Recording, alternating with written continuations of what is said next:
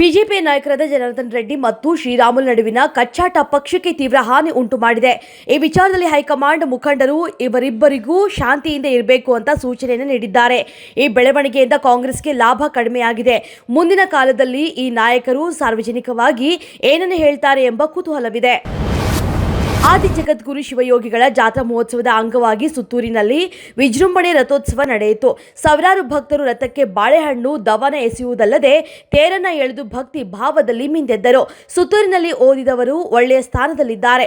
ಸುತ್ತೂರು ಮಠದ ಹಿರಿಯರು ಗುರುಗಳ ಆಶೀರ್ವಾದದಿಂದ ಇದೆಲ್ಲ ಸಾಧ್ಯವಾಗಿದೆ ಅಂತ ಜಿಟಿ ದೇವೇಗೌಡ ಹೇಳಿದ್ದಾರೆ. ಮೌನಿ ಅಮಾವಾಸ್ಯೆ 2025ಕ್ಕಾಗಿ ಮಹಾಕುಂಭದಲ್ಲಿ ಸಂಗಮವಾಗಿರುವಂತಹ ಭಕ್ತರು ಪವಿತ್ರ ಸ್ನಾನ ಮಾಡ್ತಾ ಇದ್ದ ವೇಳೆ ಕಾಲ್ತುಳಿತ ಉಂಟಾಗಿದೆ. ಮೌನಿ ಅಮಾವಾಸ್ಯೆ ಎಂದು ಸಂಗಮದಲ್ಲಿ ಸ್ನಾನ ಮಾಡುವುದು ಪುಣ್ಯ ಎಂಬ ನಂಬಿಕೆ ಇದೆ. ಲಕ್ಷಾಂತರ ಭಕ್ತರು ಈ ಸ್ನಾನಕ್ಕಾಗಿ ಸೇರುತ್ತಾರೆ. ಕಾಲ್ತುಳಿತ ಉಂಟಾದ ಹಿನ್ನೆಲೆಯಲ್ಲಿ ಸದ್ಯಕ್ಕೆ ಪವಿತ್ರ ಸ್ನಾನ ಅವಕಾಶ ಕೊಡದೆ ತಡೆ ಹಿಡಿಯಲಾಗಿದೆ. ಉತ್ತರ ಪ್ರದೇಶದ ಪ್ರಯಾಗ್ರಾಜ್ನಲ್ಲಿ ನಡೀತಾ ಇರುವಂತಹ ಮಹಾಕುಂಭದ ಮೇಳದಲ್ಲಿ ಪವಿತ್ರ ಸ್ನಾನ ಮಾಡುವುದರಿಂದ ದೇಶದ ಬಡತನ ನಿರ್ಮೂಲನೆ ಆಗುವುದಿಲ್ಲ ಅಂತ ಹೇಳಿಕೆ ನೀಡಿರುವ ಎಐಸಿಸಿ ಅಧ್ಯಕ್ಷ ಮಲ್ಲಿಕಾರ್ಜುನ್ ಖರ್ಗೆ ಅವರಿಗೆ ಕೇಂದ್ರ ಸಚಿವ ಹಾಗೂ ಬಿಜೆಪಿ ಹಿರಿಯ ನಾಯಕ ಪ್ರಹ್ಲಾದ್ ಜೋಶಿ ಸೂಕ್ತ ತಿರುಗೇಟನ್ನು ನೀಡಿದ್ದಾರೆ.